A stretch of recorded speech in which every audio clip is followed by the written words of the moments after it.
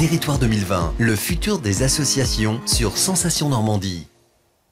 Bonjour à tous et bienvenue dans le MAG Normandie sur Radio Sensation. Vous le savez, l'environnement est aujourd'hui un problème majeur dans le monde et nous allons tenter d'apporter des réponses à différentes questions. L'Organisation des Nations Unies a fixé le calendrier 2030, 17 thématiques fixées par l'ONU comme le climat, la biodiversité, l'énergie, l'eau, la pauvreté, l'égalité des genres ou encore la prospérité économique. Alors comment arriver à mener à bien tous ces dossiers jusqu'à 2030. Déjà, avons-nous le temps? Qu'allons-nous mettre en place, notamment à notre échelle ici en France?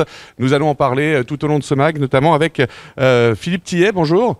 Bonjour. Vous avez 64 ans, vous êtes le secrétaire d'association Territoire Normandie et vous animez le programme Territoire 2020. Dites-moi un petit peu plus, qu'est-ce que c'est que le programme Territoire 2020? Alors, Territoire 2020, c'est porté par une association qui s'appelle Association et Territoire, qui est un espace de recherche et développement au service de la vie associative et des territoires, avec l'idée que nous sommes en train de changer de cycle, et puis effectivement l'ONU nous le dit encore un peu plus fort, et qu'il faut réinventer la vie associative pour que la vie associative soit plus en phase avec les enjeux et les besoins du territoire. Donc Territoire 2020, ça s'inscrit justement 2020 parce qu'en 2020, en mars prochain, on a des élections locales, que les élections locales vont nous amener à 2026, et que si entre 2020 et 2026, on ne met pas en œuvre l'agenda 2030, eh bien, ça sera foutu. Parce qu'un élément que vous n'avez pas évoqué dans le cadre du programme des Nations Unies, qui est donc programme qui a été voté par l'ensemble des pays membres de l'Assemblée Générale des Nations Unies en 2015, donc il y a déjà bientôt 5 ans, ce programme-là, l'ONU nous dit qu'il sera essentiellement porté par les territoires locaux, par les collectivités locales, par les entreprises, par la société civile, par le tissu associatif, les organisations non gouvernementales. Parce que pour pouvoir réussir à mettre en œuvre cette dynamique-là, c'est 17 objectifs qui visent à redéfinir totalement, à 100%, nos modes de vie, notre société. C'est réinventer une nouvelle société. Donc, 17 objectifs à conduire de manière simultanée. Eh bien, au niveau des États, aujourd'hui, on ne peut pas. Ça peut se faire qu'au niveau des territoires de proximité. D'où un enjeu très très fort, c'est que les candidats aux élections municipales et intercommunales de mars prochain s'emparent de cette question et disent l'agenda 2030, c'est mon programme municipal. C'est pas vraiment ce qu'on entend dans beaucoup de programmes. Eh bien effectivement, le problème c'est qu'effectivement la France par rapport à beaucoup d'autres pays, notamment l'Union européenne, est très très en retard sur cette question-là. Notamment du fait que nous, on est le pays où ont été signés les accords de Paris en 2015, qui étaient autour du climat, et vous l'avez cité tout à l'heure, la lutte contre le réchauffement climatique, c'est un des 17 objectifs de l'ONU.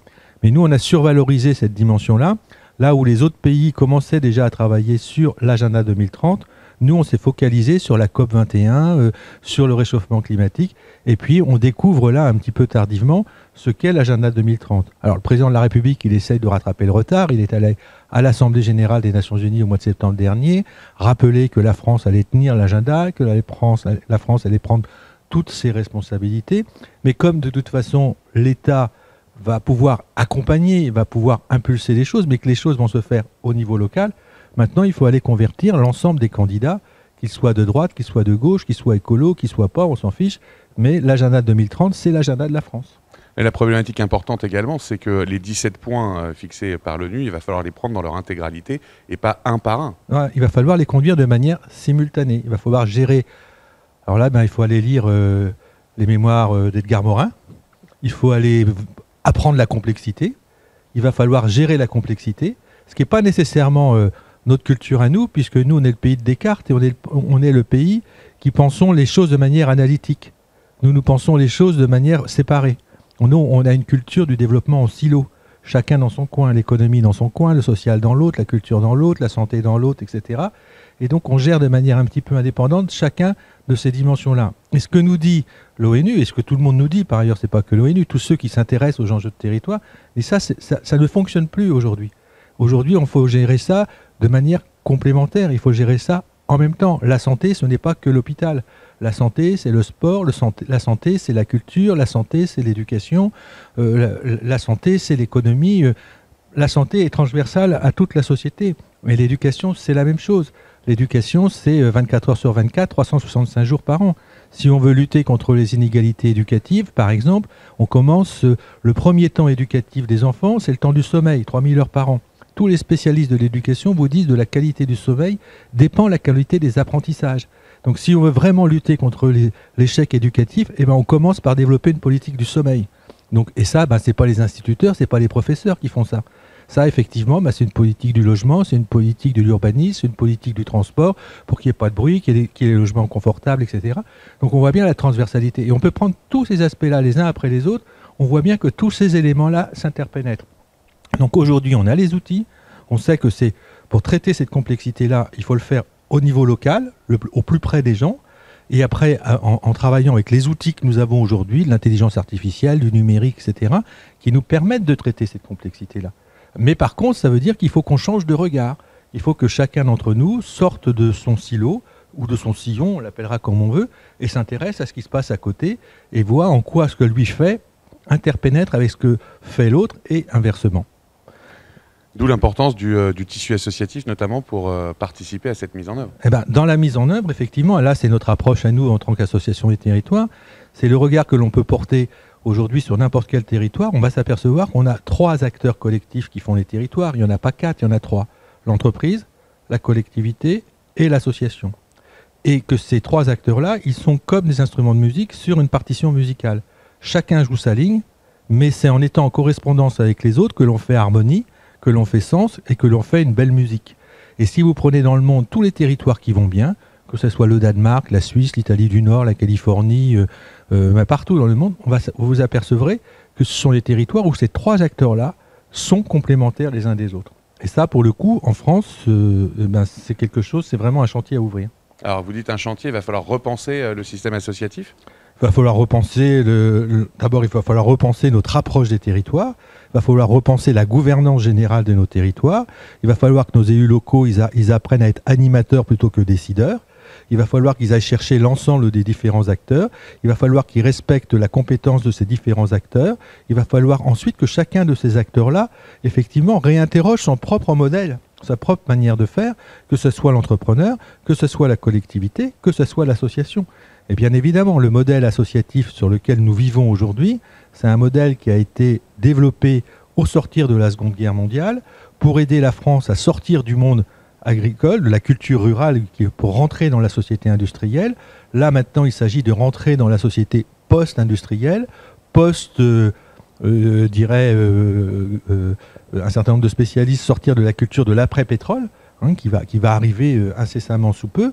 Donc il faut réinventer une manière de vivre ensemble, un rapport à la mobilité, un rapport à la manière de se réunir, à la manière de travailler. Et bien évidemment, ça concerne les associations comme les autres, quoi. Et alors, le rapport à l'environnement aujourd'hui est très important. On en parle depuis déjà pas mal de temps et pour autant, on n'a pas l'impression d'avoir vraiment évolué sur le sujet. On n'a pas... D'abord, on a beaucoup évolué. Moi, il y a des spécialistes... On en a parlé, mais on n'a pas l'impression d'avoir... Il y a des spécialistes de cela qui nous en diront plus là-dessus. Moi, je ne suis pas un spécialiste de la question environnementale. Mais en même temps, après, la question environnementale, il faut la dépasser. Parce que ce n'est pas aujourd'hui simplement préserver l'environnement. Aujourd'hui, c'est inventer la société de demain dans laquelle il y a l'environnement. Mais aujourd'hui, les associations qui s'occupent de l'éducation à l'environnement, ça ne suffit pas à s'occuper à l'éducation à l'environnement. Si on travaille sur l'environnement et qu'on considère l'environnement comme un silo à côté des autres aspects de l'économie, du social, du culturel, etc., ça sera pareil. Voilà. Et ça, effectivement, si on voit bien, par exemple, la question environnementale, elle traverse plusieurs des objectifs, des 17 objectifs, politique de l'eau, politique de la biodiversité, etc., etc. Donc on la retrouve partout.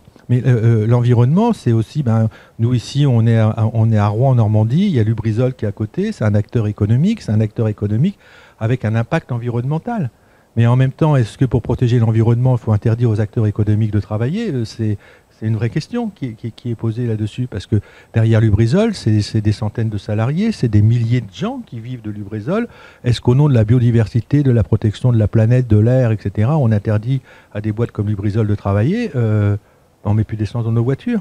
Alors, tant qu'on n'a pas inventé les autres outils, on a besoin de l'essence de nos voitures, et les additifs que fait Lubrizol sont indispensables à nos voitures.